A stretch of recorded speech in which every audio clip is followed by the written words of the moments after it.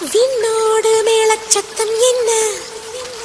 மண்ணோடு சின்ன தூரல் என்ன, எங்கேதான் சென்றாயோ இப்போது வந்தாயோ, சொல்லாமல் வந்தது போல் இல்லாமல் போவாயோ, தப்பாமல் மீண்டும் சந்திப்பாயோ, நீ வரும்போ